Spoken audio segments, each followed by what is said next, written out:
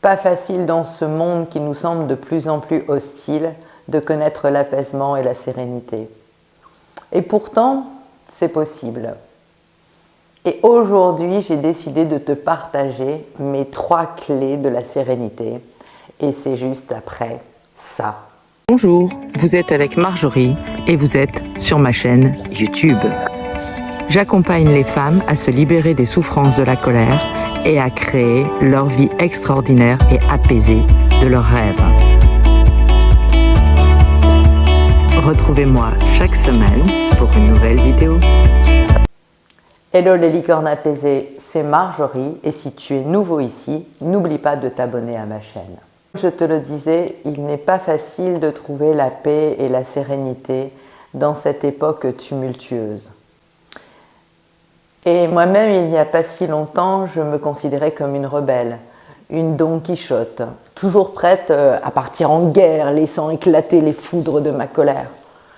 Sauf que j'y épuisais mon esprit et mon corps. Alors j'ai décidé de devenir une rebelle de la paix.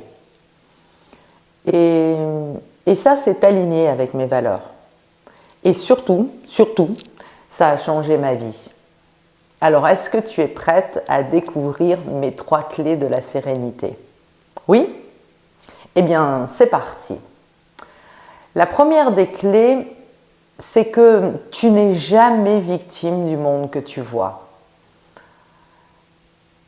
Pour accéder à la paix intérieure, eh bien, il est nécessaire, je pense, de regarder le monde avec bienveillance et non pas comme une menace. De ne garder de ces expériences passées que des choses positives.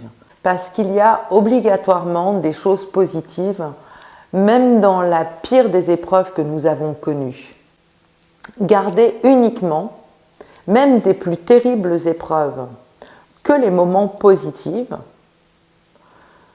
que le cadeau que ça nous a donné, la force que ça nous a donné de continuer, et d'oublier le reste. Parce que le reste, il est inutile et il ne fait que t'encombrer l'esprit. Le passé tronque la vérité par des filtres de peur. Nous sommes les acteurs et les responsables de notre vie, pas les victimes, n'est-ce pas? C'est pourquoi chaque fois que je me positionne en souffre-douleur, chaque fois que je me victimise, en me disant « Oh, qu'est-ce qui m'arrive? Pourquoi moi ?» Eh bien, je prends un moment, je prends une grande inspiration et je me répète que seul mon regard et mes pensées remplies d'amour sont réelles et que le reste ne l'est pas. En fait, la victimisation, elle est là pour te faire croire que tu as une bonne raison d'être en colère. Mais quand on est en colère, eh bien, il n'y a que nous qui souffrons. Là, cette colère, elle ne fait souffrir que nous. La deuxième clé importante, c'est arrête de supposer. Ton mari est en retard, ne suppose pas. Pose-lui calmement la question quand il rentre. Lorsque j'ai pris conscience que j'ai interprété tout ce que faisaient ou pensaient les autres, eh bien j'ai compris que je perdais une grande partie de mon énergie. En fait, je croyais à mes hypothèses comme une réalité et je me créais des problèmes inexistants. Quelqu'un arrivait trop tard, quelqu'un ne me répondait pas au téléphone et je m'imaginais des scénarios improbables. Et j'en voulais aux autres de mes scénarios. Je préférais râler, bouillir, médire, plutôt que d'éclaircir la situation en posant calmement quelques questions. Donc mon deuxième conseil, c'est ça. Attends de connaître la vérité avant d'interpréter. Pose des questions, communique, dialogue, éclaircis ces fameuses zones d'ombre. L'esprit humain, il est fascinant. Il nous est beaucoup plus facile de justifier notre mal-être par l'accusation d'un comportement extérieur que d'accepter l'incertitude. Dingue, non? Et enfin, ma troisième clé. Je me suis délivrée quand j'ai appris à moins juger. Alors, les gens qui te disent « je ne juge jamais », c'est impossible. Ça, c'est du fantasme. L'être humain, il est ainsi fait. Tout le monde juge, et moi aussi.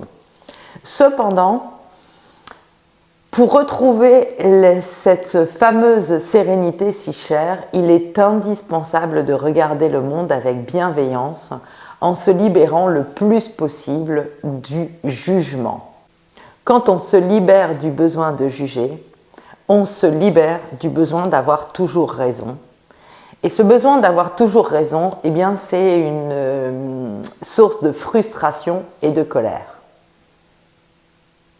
N'est-ce pas? Est-ce que c'est facile? Non, c'est un exercice de chaque instant. Quand tu te surprends à critiquer, remplace cette critique par une idée bienveillante. Quand tu ressens l'agressivité de ton interlocuteur envers toi, au lieu de montrer les dents, observe le signal de détresse que tu reçois face à cette situation, souris et envoie-toi à toi une pensée d'amour au lieu d'attaquer. Mets-moi en commentaire si tu as envie de tenter l'expérience de mes 3 clés de la sérénité. Merci d'avoir regardé cette vidéo. Like ou partage si elle t'a été utile. Je te kiffe. Passe une belle journée. Ciao les licornes apaisées.